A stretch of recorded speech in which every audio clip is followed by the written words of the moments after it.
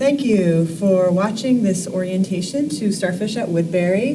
What I'll be presenting to you today is an overview of what Starfish is for the Woodbury campus. Starting in the spring of 2017, we're launching Phase 1. And to get started, I want to thank all the team that has helped at Woodbury, especially our friends over in the Information Technology Department, Henry Lau, Katrina Waters, and Eric Wang. Also our IT office that has helped with the production of these videos, as well as student affairs, academic affairs, and lots of other people who have been working on this behind the scenes. So to start with, the objectives that we're going to show today in this overview are the added value of Starfish to the student-faculty experience, how Starfish helps us to better communicate early alerts and student support, and that's specifically for Phase 1 of this launch. And then also the timeline for the Phase 1 rollout, when we'll be doing assessment and then modifications as we go along. So first, let's talk about what Starfish is in summary. Starfish was purchased by the university in order to serve really 4 purposes is why we're using it. 2 of them are faculty-driven and 2 of them are student-driven. So to focus on what the faculty wanted first, faculty wanted a new customizable early alert notification system, which is what Starfish is serving as. This is an option where we can raise flags or alerts on students that we're concerned about, and we can also keep those notes in one place. So that's where it turns into a consolidated electronic student file. So these 2 things really serve what the faculty and staff wanted from this product. But the students, when we talked to the students about what they wanted and what they could use from Starfish, they really were excited about the online searchable services catalog, and there's a snapshot of it right here. This is going to help them find the people they need to find in an easy, convenient way. Also, they're able to make appointments online with the people that they need to speak with to get the help they need. So this is a nice feature where they can see office hours and things like that online, and they don't have to exchange phone calls or emails with people or go to the administrative assistant to schedule those appointments. So these 4 reasons are the focus that we're taking with Starfish in the beginning for Phase 1. And although we're starting with just these 4 main focus points of focus, we actually are looking at a lot more capability for Starfish as we move into Phase 2, which will probably be summer and fall of 2017 and onward. Now, what Starfish is not is a couple of things. So to clear up some confusion about that, I'm going to go over a couple of things that Starfish is not. Starfish is not replacing any current Woodbury system except for the early alert notification system. It's not replacing self-service, Moodle, or the portal, but it will work with them. It is not an advising platform, but it does support academic counseling. It is not a business intelligence tool in that it's not intended for statistical reporting on enrollment, but it does allow filtering of groups of students by the advisor so that advisors and faculty can find students and take action or send messages as they might need to. Some other things to consider with our phasing in of Starfish is that it is intended to identify academic problems for most students in the most efficient way as possible. We are launching into Phase 1 and expect to make additional customizations and adjustments as the users are reporting back to us what we need. We are launching wide in users but narrow in purpose. So we're only focusing on the early alert aspect at this stage of the launch, and we look at expanding that in the future. We know that with significant use by the campus community, the university will be more inclined to look at additional modules from Starfish that might help us with the academic advising component that we really. This is an example of what Starfish looks like for an instructor, and this is kind of the payoff. So this is what a student profile page looks like to an instructor. So for this student, the instructor, Professor Matson was our example in this case. He can see that when he raised a concern, so he had an early alert concern for the student that he raised on this date. He can also see when the flag or the early alert concern, as we call them flag, when it was lowered, and a comment of why the flag was lowered. So in one place, he can open a student file and he can find out what situation has been happening with the student. If he raised an early alert, he can find out more information about what happened with that early alert. What was the contact made? What did the student get help that she needed and things like that. He can also see when he raised a kudos flag with her, which essentially is a good thing that he raised with her. And so he sees a record of that. As an instructor, he has limits to what he can see about his students, particularly what is related just to his class. This is the view of a student's profile in Starfish from their support group. Essentially, their academic support team would include the dean, the chair, and the advisor. And that also includes the Student Affairs Academic Advisors, a special needs office, and an international student advisor as well, depending on who the student is. But they can see a lot more information on a student record in Starfish. So not only can they see a flag that a particular professor might have raised, they can see which ones are active, they can see which ones have been resolved or cleared, they can see the date that this all happened. It goes chronologically, so they can see from the top to the bottom what's been happening in that semester for a student. Both good things and things that are challenging for the student. They can see when the student raised her hand, so to speak, when the student raised a flag on herself and said, I need help for a financial reason, or I need help with an academic reason.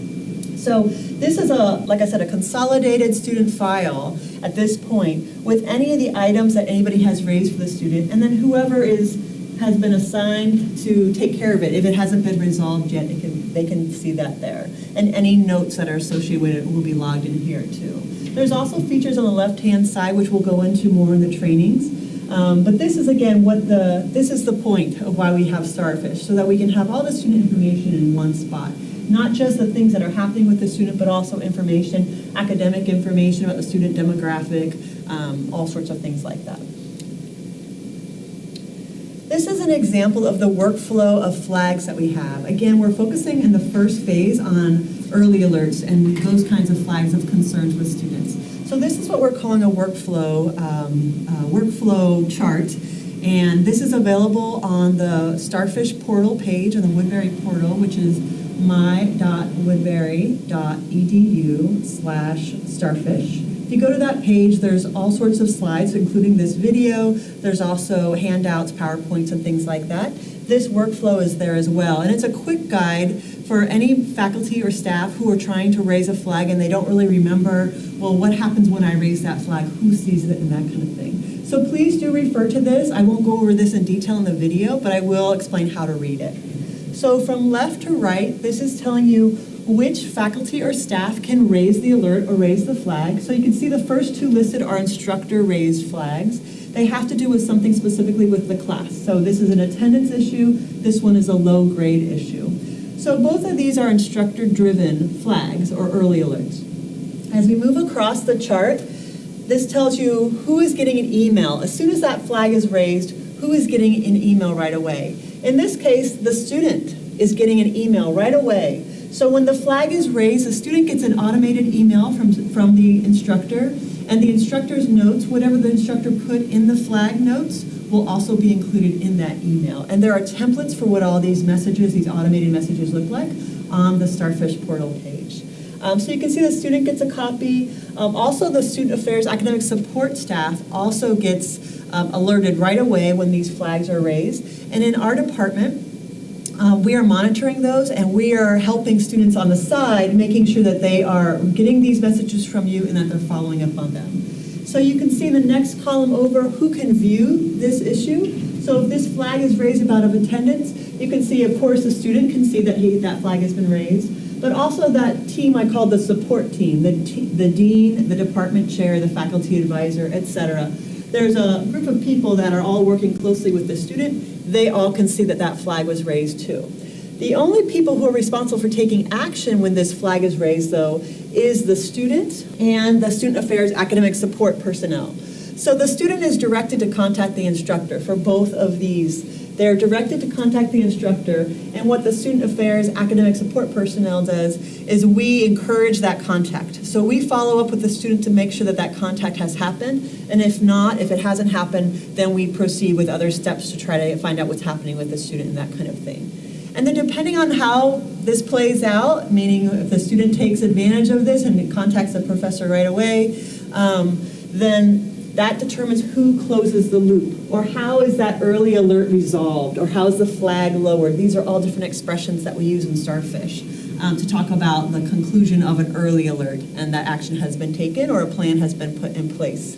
So in this case, if the instructor sees improvements or they make a plan with the student, then the instructor can lower the flag in Starfish. And our training sessions, level 1 and level 2 orientation sessions, will teach instructors how to do that. If a student affairs academic support personnel is the first person to talk to the student and they find out the issue has been resolved or there's a plan in place, then they can lower the flag. So this is the process to understand the workflow that we have laid out here. You can see we have the next 2 flags that can be raised are behavioral based.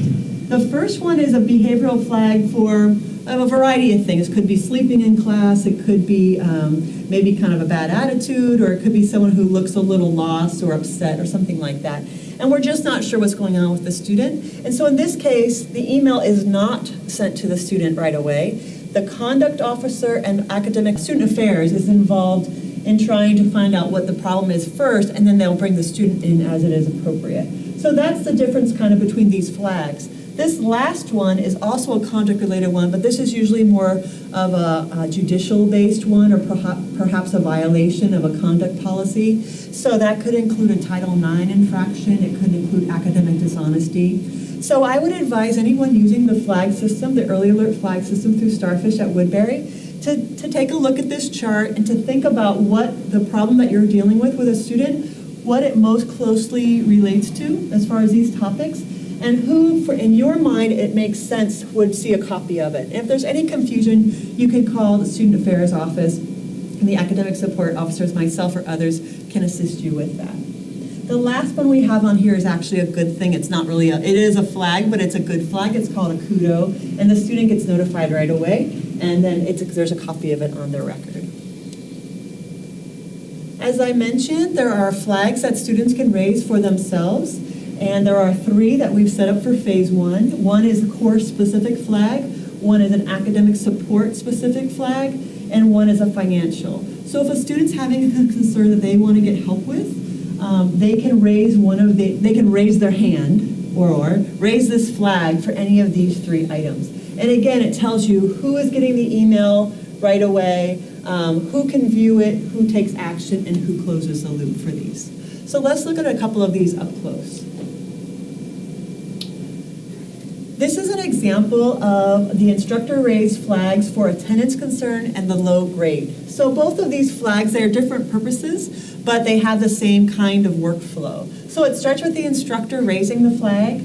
The student and student affairs, academic support, get a copy of it in an email form. The student is directed to take action, which means follow up with the instructor, and the student affairs academic advisor is kind of helping on the fringe a little bit, kind of waiting to see if the student is going to contact the instructor, and that usually is a day or 2 process to see what's happening with that. And then lastly, who closes the alert and when? The instructor or the student affairs academic advisor, whoever has worked with the student and has some resolution to the problem, is the one who's going to lower the flag, which also communicates that to the other person, to the other people working with the student. This is an example of 2 flags that can be raised not just by instructors, but also the rest of the campus community. So staff and faculty both can raise the behavioral concern or the policy violation concern. And again, so any faculty or staff can raise it. The student affairs conduct lead is the person or persons who are the ones who are emailed right away. The student support committee members are also alerted, and that includes the student affairs academic advisors. But the lead on this is the student affairs officer, the conduct lead. They take the lead and work with people in the student support committee to get the help that they need with whatever the situation might be. And then lastly, who closes the alert and when? The student affairs conduct lead is the one who closes it once there's been some resolution with the issue. The difference between the first level of behavior concern and the second one, where it says policy conduct violation, is that in this case, the only person who sees the flag or takes action on it in Starfish is the conduct lead. So this group is not involved, at least not formally involved in Starfish when this flag is raised. So for the first one, they are involved. For the second one, It's only the conduct lead who takes the action for this step. As I mentioned to you, kudos go with this workflow.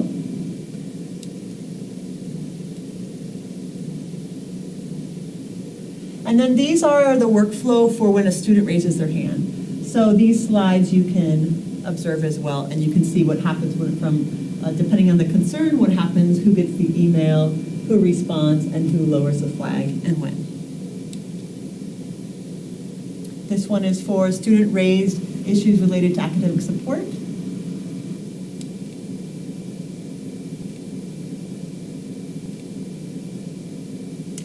And this one is for a student-raised flag when they have a financial concern. And in this case, you can see that financial aid office and the accounts receivable or the business office is involved, but the financial aid counselors will be taking the lead with that, and they will bring people involved on a case-by-case basis. There are several other good little things you can do with Starfish, but we're generally going to let the campus community explore those on their own.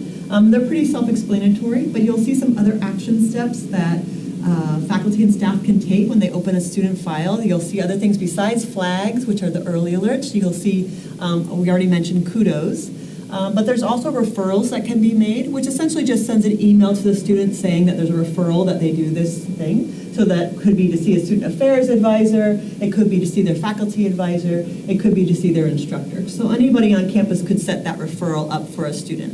And it's just a formal way of reminding a student they need to do that. Same thing with a to-do item. There are several to-do items that we've built in Starfish, and we can build more as we go into different phases of the launch. But one is to finalize your financial aid application, set up your Starfish profile, take action. That could be a general to-do that you fill in specifics about, depending on what your department needs. Register for SALT, which is their financial support system online. Again, you can have a kudo that goes to a student, or you can enter notes. And if you enter notes into a student file, that literally gets saved as a note, and you can see it later on, and their advisor and their dean can see it, but the student won't see it. So that's a good way to log something like, student is thinking of going to grad school. So that's something you could remember the next time you see a student. Or student, had a family member who was sick this week. That might not change anything in their life, or that might not affect their grades, but it might be good for you to log that in case it becomes an issue later down the line. And then with the appointments that are going to be set with students, there's also a feature where you can enter outcomes and speed notes. So you can actually type in outcomes, which are, this is what we talked about at our meeting, and that gets logged in with the meeting, gets logged in with Starfish, so you'll always have that reference. But you could also just click on the boxes for speed notes if you have less time, and you can click on the box that's already pre-made that says met about class advising, or met about an internship, or something like that. You'll see lots of features that are there for you, so you can use whichever you prefer. Moving forward, these are our next steps with Starfish. We've been doing training in the month of February 2017. We've been offering both in-person and online tutorials. Those, again, are available. The recorded versions of those are available at the portal, the Starfish page on the portal. And then we also have the PowerPoint presentations available there as well. As we move forward, as people are becoming more comfortable with it, we are using early alerts only through Starfish at this point. So the Student Affairs Academic Support team will be contacting faculty and staff if they haven't been trained yet to help them through the process so that we can feel comfortable with it and no one feels like they are working with a system that they don't understand yet. So we're going to take our time with it, but we are going to move forward with it, and so that everybody can learn this as soon as possible. And so the action steps for faculty and staff would be to review those handouts and the video tutorials that are on the portal. They are in about 15-minute increments, so they're very manageable sometimes in your day. So you review the handouts and the tutorials, update your profile in Starfish and your office hours. That's part of level 1 orientation, that tutorial. And then also try out the functions with Starfish. So we are using it now for early alerts, but you can also send messages to students this way. You can also raise kudos, or we call them woo-woos for students. You can raise those as well. So with this, I encourage you to dive into Starfish and enjoy it. Get the most out of it. If you have any questions, please don't hesitate to speak to people in your office. A lot of our administrative assistants are very well versed in this already. Then, of course, the Office of Student Affairs, we've been working with this for a while, and our Information Technology Office as well. So with that, I encourage you to view Level 1 and Level 2 orientations and let us know how we can help you. Thank you.